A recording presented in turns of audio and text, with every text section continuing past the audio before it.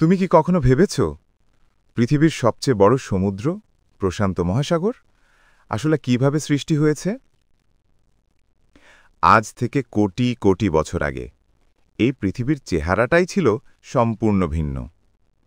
না ছিল কোনো দেশ, না ছিল কোনো সমুদ্র, না ছিল কোনো জীবনও, শুধু আগুন, ধোঁয়া আর পাথরের দুনিয়া। আর সেখান থেকেই শুরু হয়েছিল প্রশান্ত মহাসাগরের জন্মকাহিনী।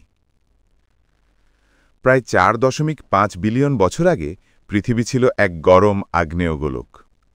পৃথিবীর চারপাশে ছিল গলিত লাভা, ধোঁয়া আর আগুনের পরত। তখন কোনো জল বা বায়ু ছিল না, সবকিছুই জ্বলন্ত গলিত পাথর। ধীরে ধীরে পৃথিবী ঠান্ডা হতে শুরু করলে আগ্নেয়গিরি থেকে বের হওয়া জলীয় বাষ্প জমে বৃষ্টি হয়ে নামতে থাকে। এই বৃষ্টি থামেনি লক্ষ লক্ষ বছর।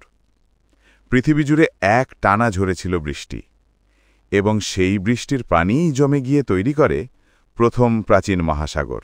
প্রায় 300 বিলিয়ন বছর আগে পৃথিবীর সব মহাদেশ একসাথে ছিল, যাকে বলা হতো প্যানজিয়া। আর এই বিশাল মহাদেশের চারপাশে ছিল একটাই সমুদ্র, প্যান্থালাসা। এই প্যান্থালাসাই ছিল পৃথিবীর প্রথম মহাসাগর, আর তারই এক অংশ ধীরে ধীরে পরিবর্তিত হয়ে আজকের প্রশান্ত মহাসাগর হয়েছে। পৃথিবীর পৃষ্ঠভাগ ছোট ছোট খণ্ডে ভাগ করা আছে, যেগুলোকে বলে টেকটনিক প্লেট। এই প্লেটগুলো সব সময় ধীরে ধীরে নড়াচড়া করে। প্রায় 200 মিলিয়ন বছর আগে এই প্লেটগুলো সরতে শুরু করে। প্যানজিয়া ভেঙে টুকরো টুকরো হয়ে যায়। কিছু অংশ পশ্চিমে সরে যায়, কিছু পূর্বে, আর মাঝখানে তৈরি হয় এক বিশাল ফাঁকা জায়গা, যেখানে পানি জমে গিয়ে সৃষ্টি হয় প্রশান্ত মহাসাগর। অর্থাৎ যেখানে একসময় স্থলভাগ ছিল, সেখানে ধীরে ধীরে পানি ভরে তৈরি হয়েছিল সমুদ্র। প্রশান্ত মহাসাগরের নিচেও তখনও মাটির ভেতর ফুটছিল আগুন। অসংখ্য আগ্নেয়গিরি বিস্ফোরিত হচ্ছিল, লাভা বের হচ্ছিল, আর সেই লাভা ঠান্ডা হয়ে তৈরি করছিল নতুন সমুদ্রতল। এভাবেই তৈরি হয় রিং অফ ফায়ার, যেটা আজও প্রশান্ত মহাসাগরকে ঘিরে রেখেছে আগুনের মতো। এই রিং অফ ফায়ারই পৃথিবীর সবচেয়ে সক্রিয় ভূমিকম্প ও আগ্নেয়গিরির এলাকা। এখান থেকেই তৈরি হয়েছে জাপান, ফিলিপিন, ইন্দোনেশিয়া, হাওয়াইয়ের মতো দ্বীপগুলো। প্রতিবার আগ্নেয়গিরি বিস্ফোরণের পর লাভা জমে জমে তৈরি হতো ছোট ছোট দ্বীপ। সেই দ্বীপগুলো পরে ঠান্ডা হয়ে সবুজ হয়ে উঠেছে। সেখানেই জন্ম নিয়েছে জীবন।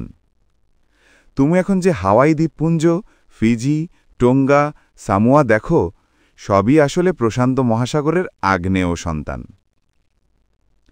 প্রশান্ত মহাসাগরের তলদেশ এখনও বদলাচ্ছে। কিছু জায়গায় নতুন সমুদ্রতল তৈরি হচ্ছে, আবার কিছু জায়গায় পুরনো তল ভূমির নিচে ডুবে যাচ্ছে। এই প্রক্রিয়াকেই বলে সাবডাকশন। এ কারণে এখানে এত ভূমিকম্প আর সুনামি হয়।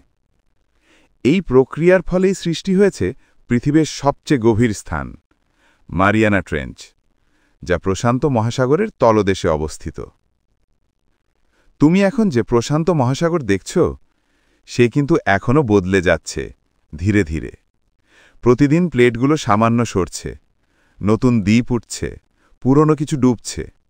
বিজ্ঞানীরা বলছেন প্রতি বছরে প্রশান্ত মহাসাগরের আকার প্রায় 1 ইঞ্চি করে ছোট হচ্ছে। অর্থাৎ কোটি বছর পর হয়তো এর চেহারা পুরো বদলে যাবে। প্রশান্ত মহাসাগর তৈরি হয়নি একদিনে। এটা পৃথিবীর কোটি কোটি বছরের এক আগুন, জল আর সময়ের গল্প। আগুনের গোলক থেকে ঠান্ডা পৃথিবী, তারপর বৃষ্টি, পানি, আগ্নেয়গিরি, সব মিলিয়ে এই সমুদ্র জন্ম নিয়েছে যেন এক জীবন্ত ইতিহাস। আজ আমরা তার ঢেউ দেখি, কিন্তু সেই ঢেউয়ের নিচেও এখনো বাজে আগুনের শব্দ, যা মনে করিয়ে দেয় পৃথিবী এখনো জীবন্ত, আর প্রশান্ত মহাসাগর এখনো তার হৃদস্পন্দন।